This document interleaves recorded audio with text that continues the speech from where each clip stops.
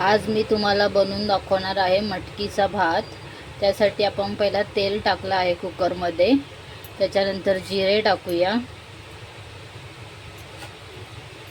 कढीपत्ता, त्याच्यामध्ये थोडा कढीपत्ता जरा जास्त टाका, कढीपत्त्याने टेस्ट छान येते। बारीक चिरलेला कांदा, बारीक 2 कांदे कापून घेतले आहेत मी, बारीक चिरलेले टमाटर,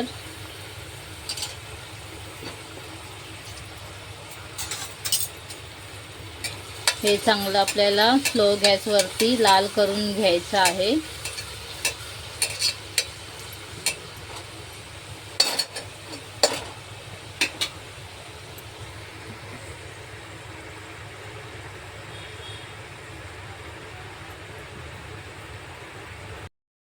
बघा आता आपला कांदा टमाटर एकदम मस्त लाल झाला आहे। आता आपण त्याच्यामध्ये हळद, अर्धा चमचा हळद, 1 चमचा लाल तिखट घालूया, 1 ते 1.5 चमचा,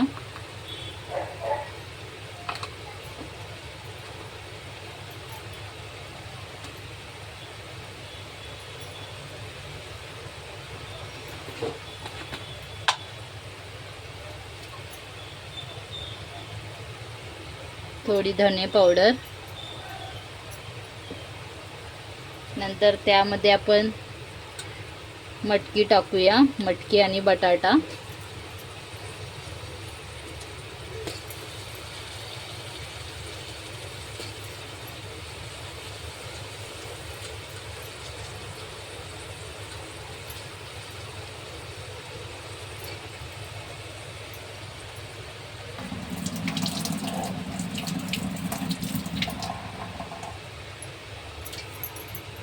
ही भिजवलेली मटकी आहे, मोड आलेली, कोणती पण मटकी चालते, पण टेस्ट तशीच येते त्या भाताची।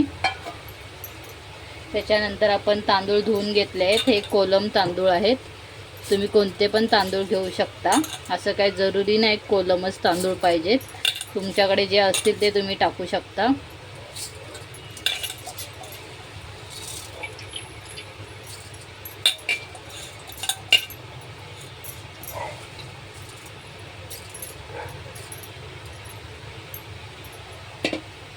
आता आपण ह्याला चालवूया मस्त, आणि जेवढं आपण भाताला पाणी ठेवतो तेवढंच पाणी ठेवायचं आहे, म्हणजे भात आपला सुटसुटीत होईल। जास्त पाणी टाकायचं नाही, नाहीतर ते भात चिकट होणार।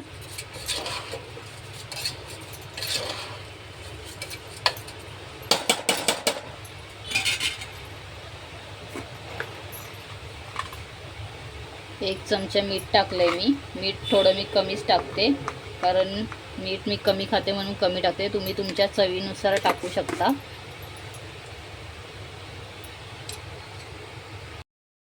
हे बघा मी एवढंच पाणी टाकलं आहे, जास्त पाणी टाकायचं नाही, कारण त्याच्यातून कुकरमधून पाणी बाहेर येईल, म्हणून थोडंच पाणी टाकायचं, तर भात आपला सुटसुटीत होईल। आता आपण याला झाकण लावून 3 शिट्ट्या करूया, 3 शिट्ट्यांमध्ये आपला मटकी भात तयार होईल। बघा आता आपला मटकीचा भात रेडी झाला आहे, एकदम मस्त सुटसुटीत झाला आहे। त्याच्यासोबत आणि आपण हा रायता पण बनवला आहे, मटकीचा भात आणि रायता मस्त लागणार, तुम्ही एकदा ट्राय करा। साधी सोपी रेसिपी आहे, पण छान लागतो, आणि हा भात सकाळी खाल्ल्यावरती तर अजूनच छान लागतो। तुम्ही एकदा ट्राय करून मला नक्की कमेंट करून सांगा कसा लागला मटकीचा भात। थँक्यू।